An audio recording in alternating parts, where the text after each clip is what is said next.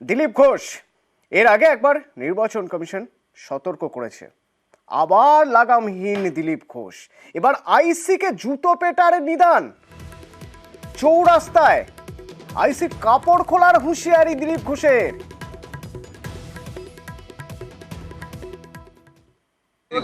প্রচার করছেন কেন? পুলিশের পারমিশন নেই, কালকে বলছে। কে বলছে? আইসি। ওর বাপের জমিদার নাকি? জুতিয়ে লম্বা করবো ওকে। বলছে বলে আইসি হচ্ছে, কাপড় খুলে দেবো চোর রাস্তায় নিয়ে আসে। এরপরে দিলীপ ঘোষ 5 বছর থাকবে, ঘর থেকে বেরোতে দেবো না ওকে। ছোট লোকদের সঙ্গে এরকম কথা বলতে হবে, পুলিশের সঙ্গে সেরকম কথা বলতে হবে। সব কটা খোলাবাজ। পুলিশ সবচেয়ে বড় ক্রিমিনাল আজকাল পশ্চিমবাংলায়। বাপের জমিদারি, তার পারমিশন নিতে হবে লোকের বাড়িতে গেলে। পঞ্চায়েত লড়ে লড়ে দিলীপ ঘোষ এমপি হয়েছে, এমএলএ হয়েছে, আমাকে আইন শেখাচ্ছে। রাস্তায় বেরোলে ওর গাড়ি আটকাবো, ওকে বার করে কাপড় খুলবো। দিলীপ ঘোষকে চেনে না এখনো, ওকে বলে দেবেন রাস্তায় না বেরোয়। দিলীপ ঘোষ তোর প্যান্ট খুলে নেবে চোর চোর রাস্তায় দাঁড় করিয়ে। আর পারলে আমার কাছে বিরুদ্ধে কমপ্লেন করবি ইলেকশন কমিশনে। আর তারপরে আমি বলে দিচ্ছি আইসিকে, এই 1 মাস পরে তো ভাবছে দিলীপ ঘোষ চলে যাবে, দিলীপ ঘোষ 5 বছর থাকবে, রাস্তায় জুতো পেটা করবে ধরে। আর করেছে, ওকে বলে না। দিলীপ ঘোষ কিন্তু বর্ধমানে থাকবে, ওরা চলে যাবে। তোর কোন মা বাপ বাঁচায় সেটা আমি দেখবো। আর এই আইসিকে আমি এখানে বলছি অন রেকর্ড, তোকে যদি প্যান্ট না খুলেছি পাবলিকের সামনে, তাহলে আমার ঘর দিলীপ ঘোষ নয়। শেষের দিকে দম বন্ধ করবো, সবাই থেকে বেরোতে দেবো না। কিরকম চামচাগিরি করে দেখবো। চৌরাস্তায় গাড়ি থেকে নামিয়ে কাপড় খুলবেন, জুতো পেটা করবেন বলছেন দিলীপ ঘোষ। তৃণমূল নেতা জয়প্রকাশ মজুমদার আমার সঙ্গে ফোনে রয়েছেন।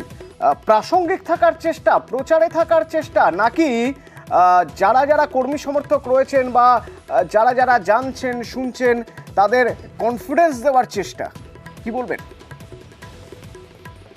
দেখুন, বিজেপির অপসংস্কৃতিতে এটাই আছে যে অকথা কুকথা বলা। গতকাল সন্ধ্যেবেলায় শুভেন্দু অধিকারী মহিলাদের উদ্দেশ্যে যে ভাষা প্রয়োগ করেছেন আপনারা সবাই জানেন, যেটা বাংলায় কোনো সাধারণ মানুষ মুখে আনতে পারে না। তিনি মহিলাদের সম্বন্ধে সেই কথা বলছেন। আর দিলীপ ঘোষ প্রথম দিন থেকেই অকথা কুকথা বলে আসছেন। মমতা বন্দ্যোপাধ্যায়ের সম্বন্ধে অশ্লীল কথা প্রয়োগ করেছেন। সেখানে নির্বাচন কমিশন তাকে সাবধান করেছে, দল তাকে শোকজ করেছে। তাতে তিনি থামেননি। তার কারণটা আপনারা বলে দিলেন যে তার উদ্দেশ্য হচ্ছে অকথা কুকথা বলে সংবাদ মাধ্যমে ভেসে থাকা।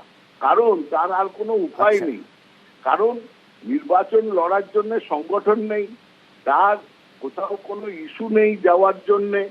তাই জন্যে তিনি এই কথাগুলো বলে সংবাদ মাধ্যমে ভেসে থাকছেন। আমি শুধু এই প্রসঙ্গে একটা কথা বলে দিই, যে কথা আজকে বলেছেন সেই কথার জন্যে তাকে ইমিডিয়েটলি গ্রেফতার করে জেলে ভরা উচিত।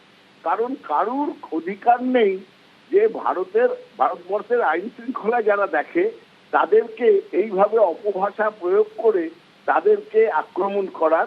সুতরাং দিলীপবাবু গ্রেফতারযোগ্য অপরাধ করেছেন। ধন্যবাদ।